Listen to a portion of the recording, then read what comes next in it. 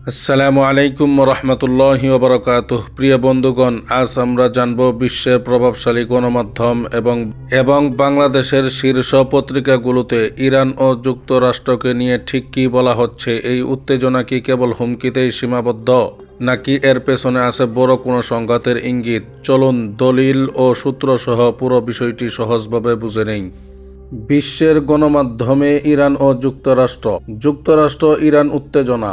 আন্তর্জাতিক গণমাধ্যম Al Jazeera ও AP নিউজে জানাচ্ছে, যুক্তরাষ্ট্রের সাবেক ও বর্তমান রাজনৈতিক নেতৃত্ব ইরানকে নতুন চুক্তির জন্য চাপ দিচ্ছে।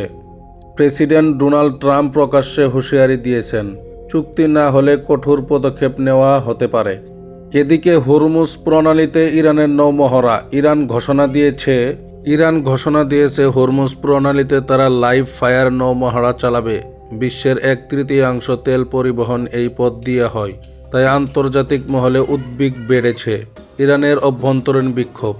ওয়ার্ড ও অন্যান্য পশ্চিমা গণমাধ্যম জানাচ্ছে, ইরানে অভ্যন্তরীণ বিক্ষোভ দমনে সরকার কঠোর অবস্থানে রয়েছে, যার প্রভাব পড়ছে আন্তর্জাতিক সম্পর্কেতেও।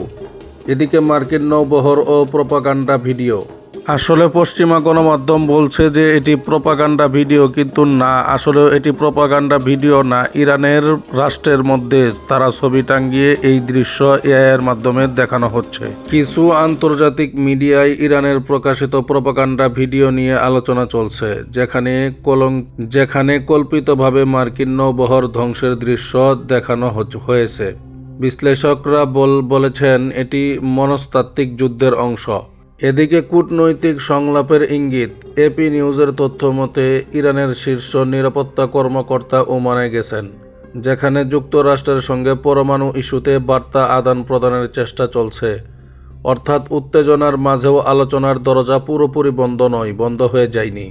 এটা তো জানলেন বিশ্বের গণমাধ্যমের খবর। এখন আসুন ইরান আমেরিকা সম্পর্কে বাংলাদেশের গণমাধ্যমে কি বলা হচ্ছে।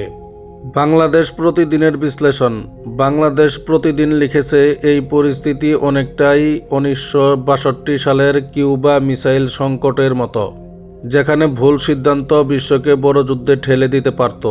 যুগান্তর ও কালের কণ্ঠের প্রতিবেদনে বলা হয়েছে, যুগান্তর জানায়, বাংলাদেশে অবস্থিত ইরানের দূতাবাস দাবি করেছে তারা যুক্তরাষ্ট্র ও ইসরায়েলের ষড়যন্ত্র মোকাবেলা করছে। কালের কণ্ঠে প্রকাশিত খবরে উঠে আসে ইরানের সামরিক প্রস্তুতির বিষয়টিও। নিরাপত্তা ও সতর্কতা। বাংলাদেশীয় ও আন্তর্জাতিক গণমাধ্যমে জানাচ্ছে, যুক্তরাষ্ট্র তার নাগরিকদের জন্য বিশ্বব্যাপী নিরাপত্তা সতর্কতা জারি করেছে।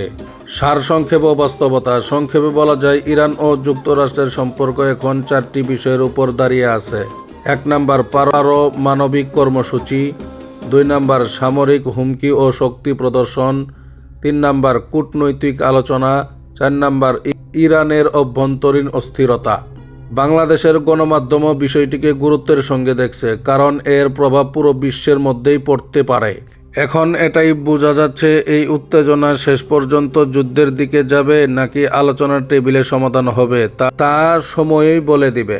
প্রিয় বন্ধুগণ, আপনার মতামত কমেন্টে জানান কি হতে যাচ্ছে। এরকম সুন্দর সুন্দর আন্তর্জাতিক ভিডিও পেতে চ্যানেলটি সাবস্ক্রাইব করুন আর বেশি বেশি লোকের কাছে পৌঁছানোর জন্য শেয়ার করে দিন।